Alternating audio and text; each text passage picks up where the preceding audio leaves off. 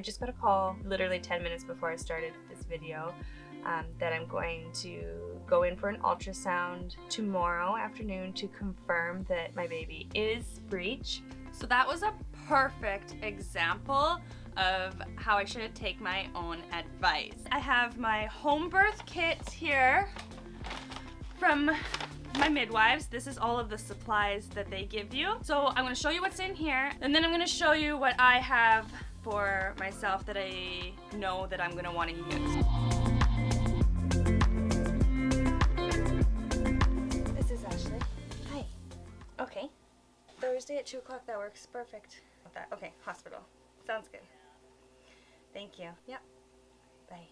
Hi, my name is Ashley. If you're new here to my channel, if this is the first video that you clicked on of mine, I am the mama of that hippie family. I am currently 36 weeks and 5 days pregnant with baby number 2. I recently just had my second midwife appointment where they've told me that my baby is BREECH. I do plan on having a home birth. I am a firm believer in physiological birth. My first son was born at home in my bathtub in our tiny house on wheels.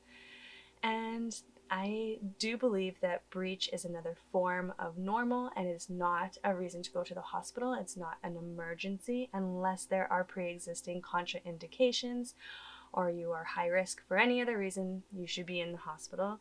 I do believe the hospital has its place when it comes to birth. The mother of the child that they are carrying cares more about the health and the safety of the baby than anyone else, any doctor or midwife or care provider.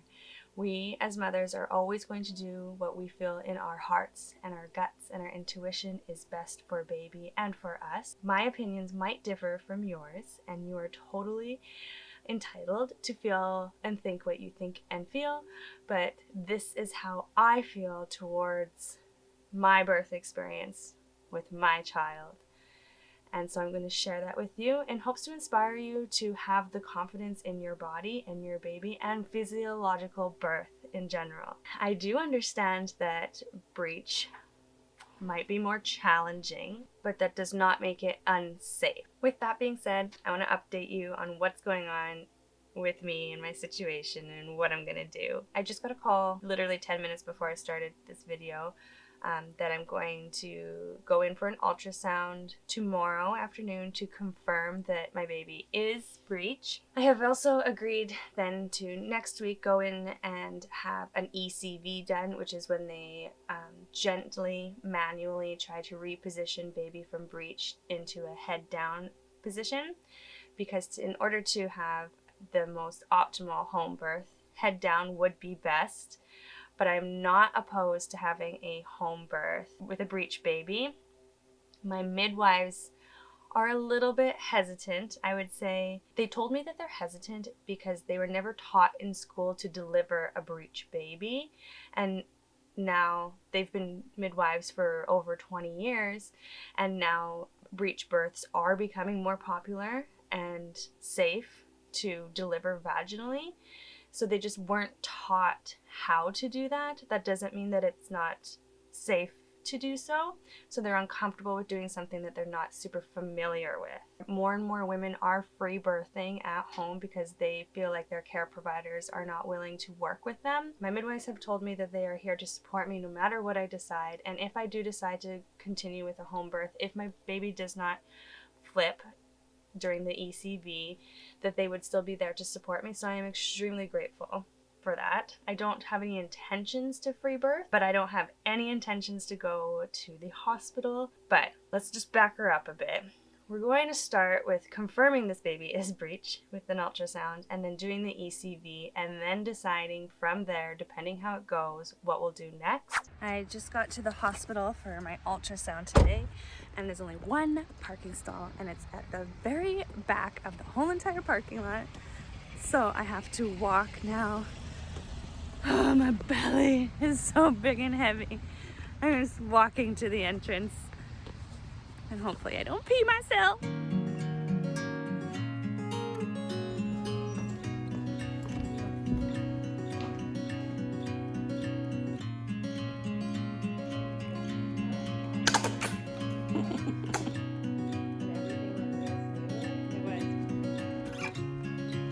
Baby's head is down! Oh, I'm so excited. I am so happy. I felt like baby's head was down this whole entire time, and then I started doubting myself because, midwives are professional people. They know what they're doing. I trust their knowledge. But man, that is a good example of how you should trust yourself first. Trust your own intuition first. So that was a perfect example of how I should take my own advice. I have to share with you my whole thought process on this breech baby thing. When my midwife told me 3 weeks ago that she thought baby was breech, she showed me how to belly map so I could feel where baby's head was and bottom was. And the way that you can tell by just feeling your own belly is baby's head, because it's on a neck, right, will wobble more. So when you are feeling in your belly, you can feel like a hard spot, two hard spots, the head and the bum. And so when you feel it and you wiggle it, and it moves quite easily, just that spot, that tends to be the head. If it's the bum, it will be harder to wiggle, or it will feel like the whole body is moving if you give it a little wiggle. I do think that baby was breech at that point. I did some exercises. I mostly started with my affirmations. I am meditating every day about my labor and delivery. I will link my affirmations playlist in the description below this video. And so every night I would do 5 minutes of affirmations and then 15 minutes of meditation. So it's really not that long. It's only 20 minutes. And I 100,000,000% think that this has helped me and baby get ready for labor. I'm running out of room to breathe. So about a week after that, I had like a night or two where I felt really nauseous and baby was moving a lot, and I swore baby flipped. Chad and I were sitting down, we were watching a movie one night, and I could feel a lot of movement right around this area up high.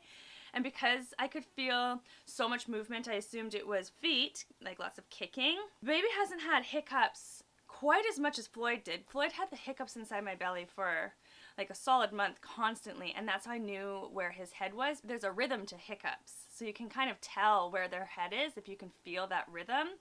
It's different than kicking. But this baby hadn't had the hiccups too much, so it was really hard for me to tell. Then I started dreaming that baby was head down, and every time I would feel my belly, I would instinctively first be like, head here, feet here, and then I would question myself. And I would say, oh no, wait, baby's breech, supposedly. And so I would start thinking like, oh no, this must be the head, and maybe that's arms I'm feeling, and bum down low. And then when I went and seen my midwife last week, she did some belly mapping and assumed that baby was still breech. And when she told me that, she asked me like, do you feel a lot of pressure down low? And I said, yeah, I feel a lot of pressure down low. I feel a lot of movement up here. I think baby's head down. And she said, I think it's breech still. All my self-doubt came in, and I was so confused because I swore baby was head down. I played into the medical system's fear-mongering, and I am so disappointed in myself, I will say, because I should have just trusted my instincts, trusted my gut, trusted my dreams and my intuition this whole entire time, because I knew when baby flipped, and I was right. Baby was head down. Baby has been head down for a while. You know your body, you know your baby better than any medical professional, and I should have listened to my own advice that I always say all the time. Let's plan this home birth! I have the utmost confidence in my body and my baby and the physiological birth process and my midwives. I'm not disappointed in them. They lead their practice based on risk assessment. The way that medical professionals deal with birth is they plan for worst case scenario, and if it goes well, yay. But I don't live my life like that. I don't plan for things to go wrong all the time and hope they go better. I live my life expecting things to go well and know that if something were to happen that is unexpected, I mentally and emotionally can handle it when I get there. I don't need to plan my life around that right now. With all of that being said, I have my home birth kit here from my midwives. This is all of the supplies that they give you. In Canada, it's all covered under our medical system, which is really, really nice, honestly. I'm very grateful for that. So I'm going to show you what's in here, and then I'm going to show you what I have for myself that I know that I'm going to want to use. So the first thing that you get, which I think is super cool, I have talked to some mom friends that have given birth in a hospital, and they didn't get to keep this stuff, which I think is so cool. But you get all of your paperwork. So the midwives will fill this out while I'm in labor and after I give birth, and it just goes through everything that happened during labor and delivery, like whether you choose to use Pitocin or whether you choose to use any painkillers or drugs, the position your baby was in when you were born, spontaneous labor, spontaneous placenta delivery, all about the cord, the vessels, all of the information that they keep track of. You get a copy of that. So I have everything about Floyd, because honestly, when you're going through it, you don't really know totally everything that's going on. So it's nice to look back and be able to read it and just know. This is what is in the kit that they provide. First off, you get lap sponges. I don't actually know what these are because I didn't use them last time. I think they must just be like really, really absorbent sponges or pads. I got 2 stacks of soaker pads. These are also extra large soaker pads, like really, really big ones, I think. A bunch of gauze, the lovely disposable pads, and mama diaper. I don't use those because I actually use reusable period panties and pads. So I have cotton. These are the pads that I use. In the next week or so, what I'll do is put some aloe vera and some witch hazel on them and put them in the freezer and then fold them up like this. After birth, I can just pull them out and put them into my period panties. These are what I use. And it just has a little slot where you slide the reusable pad in. And I found these are just like so comfortable. I haven't used any disposable products to bleed in years. And they provide you with a peri bottle. I actually have mine from last time, so I might give this one back to them and just use the same one from last time. I didn't use it a lot, but definitely good to have. And then something else that I have that I didn't use last time, but maybe I will this time, is arnica. It's a homeopathic painkiller. I just didn't think about it at the time, but in case I want it, I still have it. I wonder if it expires. 2026. It's good still. And then because I'll be birthing in the water, I have my bathtub pillow, which is necessary. I'm getting so excited. Can you tell how excited I am right now? I'm gonna have a baby soon, guys. If you watched my last video, I mentioned that I was unsure about where baby was going to sleep or what I was going to put them in at bedtime or nap time or whatever. And I ended up scoring this wicked bassinet for free on the Facebook Marketplace. It's beautiful. It's in this stand on wheels, which is amazing. I can wheel it around the tiny house.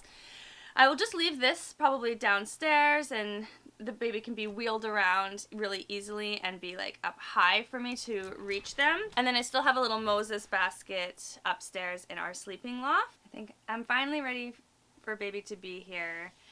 I'm feeling large and in charge, and the heartburn has become really bad. I don't love the heartburn. Who does? I hear that means that you might have a hairy baby, which also leads me to believe that it's a girl because I was a very hairy baby. And if it's a girl, maybe it's like me. We'll see. I don't even care if it's a girl or a boy, obviously. I just want to know when it's going to come. That's the hardest part. I will link my video right here when I prepped for home birth with Floyd. I went over everything that I did to prepare the bathroom, the bathtub, my supplies, everything the first time. So I'm not going to do like a full video on that again, but I'll link it there so you can watch it.